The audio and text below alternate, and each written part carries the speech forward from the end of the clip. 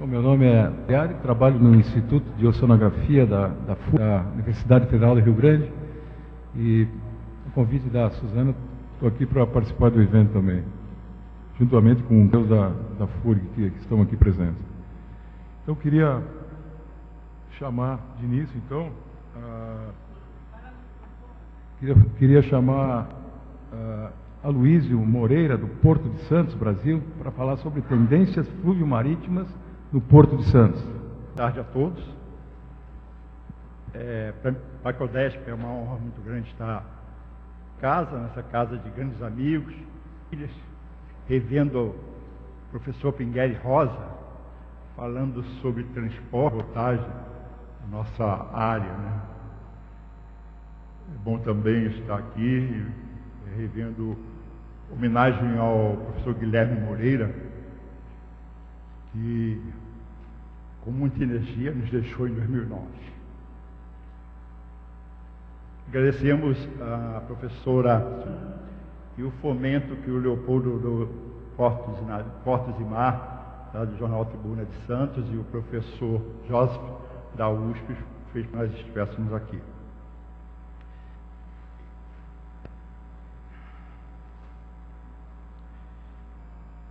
Essa apresentação é parte pequena de uma longa pesquisa, onde essa fase apontou que os grandes centros portuários no mundo, eles ainda entendem que tem muito para expandir. E para expandir, muito com a questão da sustentabilidade, eles estão indo de montante para jusante e além-mar.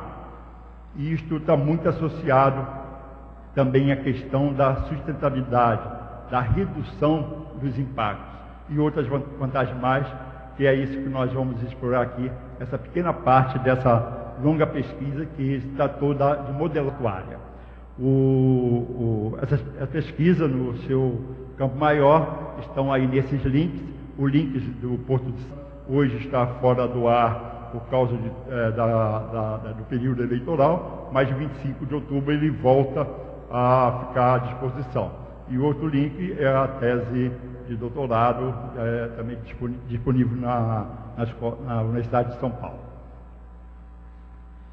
A localização do Porto Santos, ele está numa das regiões mais do país, tem ali uma grande área de influência, especialmente por São Paulo. O Porto Santos tem um perfil forte de porto de container, mas também recebe muitos commodities. O Porto Santos, inclusive, recebe commodities que não é dele. Ele recebe carga de estados do norte, inclusive. Então, a questão é muito de logística, onde transportes, coordenações, armazenamentos, poderão ainda melhorar o sistema, e hoje com a Ferro Norte isso já deve ocorrer um pouco. Mas a influência do porto, ela é muito forte e muito rica, como nós veremos daqui para frente. Aí está a nossa localização. Porto de Santos em 3 ilhas. Até mesmo na área continental de Santos, ele está numa ilha, chamada Ilha do Barnabé. A Ilha de São Vicente, onde está a margem direita, Santos, a Ilha de Santa Amaro, margem esquerda, e essa localização de Santos é que possui as grandes acessibilidades, tanto terrestres como oceânicas, e ali naquela área das hidrovias, em áreas de navegação restrita, né? Mas nós não temos, e até no mundo mesmo é difícil, e aí é um problema um pouco nosso de matriz de transporte, né? Mas no mundo a gente não vê uma acessibilidade rodoviária com 20 faixas, quase 20 faixas, acessando o porto. 2 grandes empresas de transporte ferroviário e a Transpetro, através de dutovias, transportando derivados de petróleo e gás. Como praticamente todos os portos, eles crescem de montante para jusante. E essa área estuarina, onde tinha uma coluna d'água original, natural, entre 7,5 metros a 8 metros, por anos está sofrendo intervenções. Hoje se busca um processo de sustentabilidade para essas intervenções. Mas há centenas de anos, porque praticamente desde de 1500, 1502, teve a Américo Vespucci ali naquela área, e a partir daí teve uma exploração não só da Bahia, mas da área estuarina, e uns 100 anos, praticamente, com a formação mais do porto organizado, passou a ter uma intervenção maior nessa região estuarina. Nos finais dos anos 60, o porto começou a perseguir, e aí, nesse mapa, não dá dando para ver muito bem, mas na desembocadura do estuário, se manter uma coluna d'água em torno de menos 14, se precisou que fosse indicado qual seria o projeto para a manutenção da profundidade na época menos 14. Esse menos 14 era em referência ao zero hidrográfico da Companhia Docas de Santos. Em o zero DHN tinha uma diferença de 0,7, mais ou menos. E que nós vemos hoje que com as alterações do nível do mar, praticamente dos anos 60 para cá, o que se faz desde aquela época se tentar essa coluna d'água no canal do Porto para menos 15. E isto só foi conseguido nos últimos 2 anos com mudanças de políticas e de metodologia. Então, haveria na época 2 modos de vias correntes para manutenção de fundos, e o sistema teria, sim, um nível razoável de dragagem, em torno de 2 milhões de metros cúbicos por ano. Isso não se conseguiu. Naturalmente, só depois, com menos 14 metros aí, só depois de muito esforço que hoje se obteve essa profundidade de 14,90, foi que se conseguiu essa homologação, né, com os calados operacionais aí mostrados, que eles têm mais 1 metro em marés, naturalmente marés exígenas, né, marés do dia de hoje, por exemplo, né, que tem mais, passa de 1 metro, vai até 1,60 m, mais ou menos. Então, só agora, nos últimos 2 anos, se conseguiu essa profundidade, e que a mudança de metodologia foi importante para isso. E o que está acontecendo no Porto de Santos? Vemos aí que a quantidade de escalas de navios até cai um pouquinho, mas o porte dos navios, já foi aqui explorado isso, estão aumentando. Então, esse aumento do porte de navios, aqui está em tonelagem de registro líquido, que é o que a nossa referência por causa do movimento da mercadoria, né? Mas se colocar em TDOH é a mesma coisa, né? Ele aponta que o porte está crescendo, os navios de menor porte estão caindo, a gente não vê muito mais aqueles SD-14, né? Navios de 280 mil sacos de açúcar, né? São navios agora de 60 mil toneladas para cima, e muito granel, especialmente no caso do açúcar, né? Nós somos o maior exportador de açúcar do mundo hoje, de laranja também, mas o açúcar, que era a região Nordeste, hoje também está em Santos, e é uma carga, é um commodity de Santos. Esse commodity está ali no entorno de São Paulo. Então, o canal está sendo muito mais solicitado com esse aumento de portes de navios. Em 2010, houve, assim, uma solicitação muito grande do sistema hidroviário, compreendido acessibilidade oceânica, bacias de espera, fuleio, né? Canal, bacias de evolução e berço. Havia uma pendência muito grande nos berços. O Forte do Porto de Santos, 50% das escalas, 5.400 escalas que apareceram no slide anterior, é container. O Forte, né? Esses navios em densidade são o que é o mais aumento de porte. Os graneleiros têm navios hoje aí a Vale Brasil, de 400 mil toneladas. Mas os navios de contêineres, eles em densidade estão aumentando mais de porte. Nós já temos navios desenhados e até testados de 19 mil TUs, ou contêineres equivalentes de 20 pés. Né? Em 2010, houve uma solicitação muito grande. Em 2011, mostrou que o sistema hidroviário de Santos ele estava muito solicitado e não adianta um cálculo simples da capacidade de canal se não considerar os outros componentes desse sistema. E as bacias e o berço fazem parte desse sistema. Então, naturalmente, com o conceito de sistema, aquele elo de mais fraco é que dá a capacidade do sistema. Então, nós tivemos esses resultados aí de longas esperas de navios e isso também nos chamou muita atenção. E aí nós vivemos o canal super ocupado, né? Nós temos as novas restrições, limites da oferta em áreas de navegação restritas, porque os navios eles estão voltados muito para a navegação em alto mar, mas em áreas costeiras, junto a portos, fluviais, lacustres, tem algumas restrições que, à medida que o porte do navio aumenta, os órgãos de controle, os órgãos normativos, a BNT, que aqui no Brasil internaliza as normas da PIANC, né, colocam isso e aí essa situação dos portos ficam bem restritas. E Santos tem um canal que ele já está um pouco até além do seu traçado, que é de 220 metros. Então, até aumentar essa largura, que também foi citada aqui como uma alternativa de reduzir dragagem, no canal de Santos e também de Roterdã, não teve muito isso, tanto que ele é a nossa maior referência para esse nosso trabalho aqui. Então, temos essa tendência de acessibilidade, da expansão marítima, além do mar, além mar, fluxo marítimo, porque essa foi a tendência que a gente viu nesse trabalho dos grandes centros portuários internacionais. E como é que estão nossas demandas?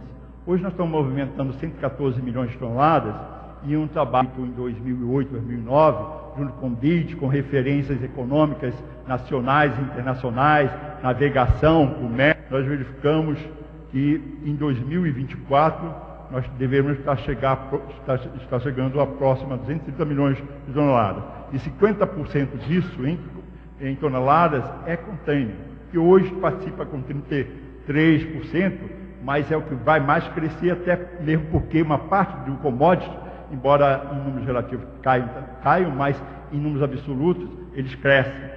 Mas o container cresce mais ainda. E aí a gente vê que cada 10 anos, o Porto de Santos, ele dobra a sua movimentação física, né? Então 114 milhões de toneladas daqui a 10 anos é praticamente esse, e essa tem sido a tendência, porque os vários cenários discutidos, investigados, pesquisados e concluídos na época, mostraram esses cenários otimista, o base e o pessimista. E a gente vê aí uma tendência para o cenário otimista. E aí o Porto de Santos praticamente, que tem uma ciência de movimentação de carga por área, 7.700 metros quadrados aproximadamente, é muito superior a grandes centros portuários internacionais. Ele está chegando realmente ao seu limite nessa área hoje, dentro de uma área abrigada, naturalmente abrigada, mas que a tendência hoje é além-mar. Os brasileiros, há muito tempo em movimentação física de mercadorias, eles trabalham com mais de 90% do tudo orientado no sistema brasileiro, fronteiras, aeroportos, etc. Né? Então, hoje, só internacional, os portos brasileiros estão fazendo aí 777 milhões de toneladas. Não estamos aqui falando da cabotagem, que já citado alguma coisa, o professor Luiz Miguel Rosa levantou essa questão do transporte, a cabotagem, como a cabotagem pode, não é que reduz a questão ambiental, não, mas melhora muito, né? É um transporte que tem uma eficiência energética muito superior aos outros tipos de transporte, né? Então, ainda mais nós com uma matriz muito forte rodoviarista. Mas os portos têm uma participação forte, como é natural, nessa movimentação de carga física. E como é que está Santos? Né? Em valor cambial, um único porto faz 32,5% dos 377 bilhões de dólares FOB de todo o sistema portuário nacional. Então, é um porto forte, é um porto que não pode deixar de atender a sua área de influência, especialmente ali São Paulo, Mato Grosso do Sul, Goiás, Minas Gerais, né? É o café, é alguma coisa de produtos manufaturados e também ainda muita coisa de commodities, né? Então, só um porto, daqueles 32 até Mosqui, de principais portos de médio e grande porte do Brasil, movimenta 32,5% e tem sido praticamente esse equilíbrio, né, o movimento econômico de exportação e importação nacional e internacional do sistema portuário brasileiro. Em container, como nós também já falamos, é o nosso perfil e ele tende a crescer. Né? Então, 40% praticamente de tudo que é movimentado pelo sistema portuário nacional sai e entra por Santos. E tem um nicho muito grande, volto a dizer, da cabotagem. A cabotagem hoje movimenta em container em torno de 2 milhões de contêineres equivalentes de 20 pés na unidade TU. A demanda de carga transportada junto à costa brasileira por caminhões acima de 1.000 quilômetros é de 24 milhões de TU. Não é 12 vezes o que se faz hoje, mas é 3 vezes tudo que o sistema portuário nacional faz. E aí tem um nicho muito grande, porque o Porto Santos ofereceu agora no ano passado mais quase que 10 berços e 2 grandes terminais que foram de contêineres inaugurados no porto. E qual foi a saída desses grandes centros portuários da Ásia, né? Está aí a China, está Singapura, o Japão, né? Dos Estados Unidos, Los Angeles, tá? Na Europa, desde aqui do Estreito de Gibraltar com Algeciras até o norte da Europa, inclusive com Antuérpia. Antuérpia esbarrou já no limite da fronteira com a Holanda e continua crescendo o porto, continua se expandindo. Ele foi ao máximo para jusante e está crescendo ali. Né? Havre é um principal porto da França em movimentação de contêiner. O porto é Marselha pela movimentação física, mas em contêiner é Havre. O porto de Havre tem uma área equivalente a 15 vezes a de Santos e já saiu na sua última expansão com o Porto 2000, né, uma área de aproximadamente 3 milhões de metros cúbicos, de área de superfície em metros quadrados, tá? É a cadura do Rio Sena, com obras de abrigos, molhos de correntes, espigões, quebra-mares, e numa maré de até 7 metros, uma variação de maré de 7 até 8 metros, né, naquela região livre, fora das reclusas. A árvore tem muita berços abrigados por reclusas. Né? Mas esse Porto 2000, em um aterro hidráulico muito forte, foi feito, e é um porto que movimenta 70% de Santos e tem uma área muito superior de Santos. A gente pode citar Xangai, o maior terminal hoje de contêineres do mundo. Fez esse porto a 30 quilômetros da costa, onde estava o outro pico de Xangai. É o maior porto hoje de contêineres do mundo. Ele está ligado por terra por uma ponte rodoferroviária. Né? Mas a nossa maior referência desse trabalho foi Roterdã. Nós vimos que Roterdã também cresceu de montanha jusante e Dan fala mais, né? Qualquer dia eles fazem uma ponte ligando ali a costa oeste com a Inglaterra, né? Porque fizeram 2 grandes expansões. Estou com tempo? Estou. Então, essa árvore que foi citada aqui, tem até os Lufter aqui que falaram dele, né? Que deu um grande comprometimento na parte de sustentabilidade, fez essa primeira expansão em torno de 10 milhões de metros quadrados. E concluiu agora, no ano passado, com mais 7 milhões de metros quadrados. Esse avanço do Porto de Roterdã, ali no Mar do Norte, ele tem quase que 3 vezes a área do Porto de Santos. E já havia, Porto de Santos com 13 quilômetros de cais, Roterdã já tinha 40, também com uma área muito grande. Claro, Avre movimenta 500 milhões de toneladas, Santos 110 milhões de toneladas, 114 milhões de toneladas. Né? Roterdã, que eu estou falando, não estou confundido não, né?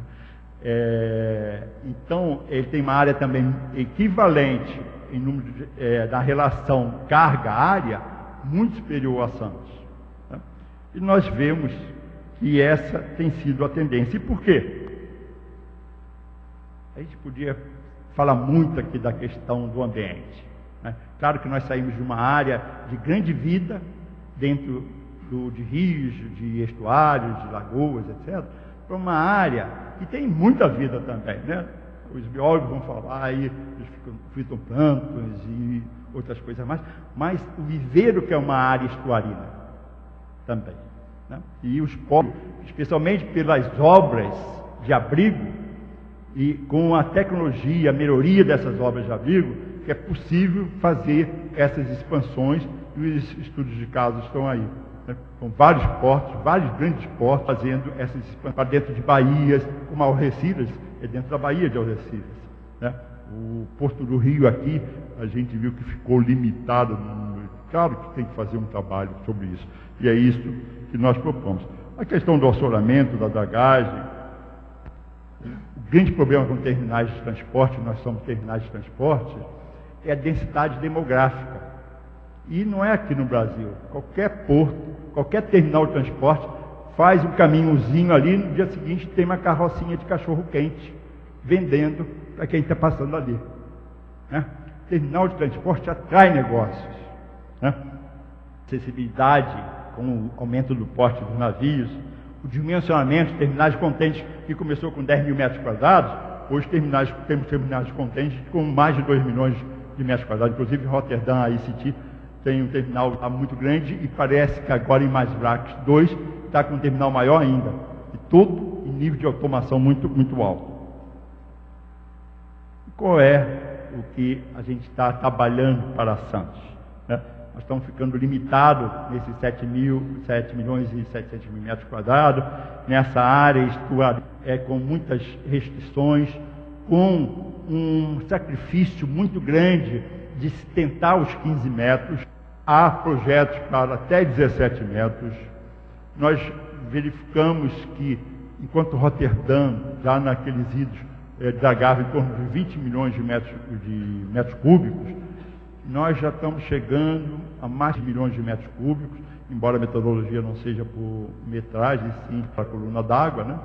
Então, realmente, nós estamos tendo sinais de que estamos chegando ao nosso limite, e que isso é uma das partes críticas, muito recorrida aos portos e ao principal porto do país.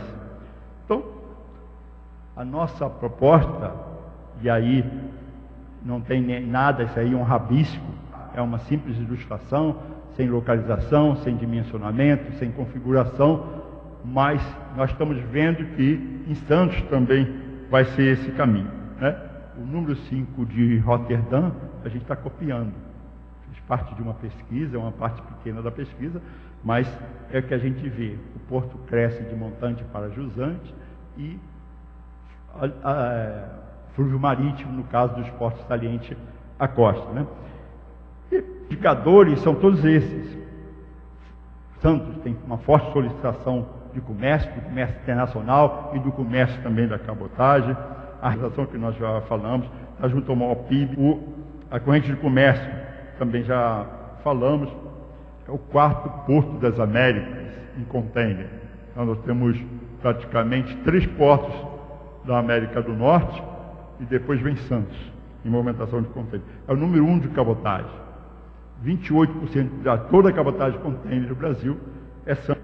Tem a forte demanda por esses serviços, que é um serviço muito antigo, desde o século XVI, que é a concentração de cargas em portos, que o pessoal lembra tanto de rodoviária, que chega ali e solta os passageiros, pega os seus táxis, os ônibus locais, os aeroportos, os grandes aviões, portos, isso já existe desde o século XVI, é uma das consequências, inclusive, da expansão marítima, né?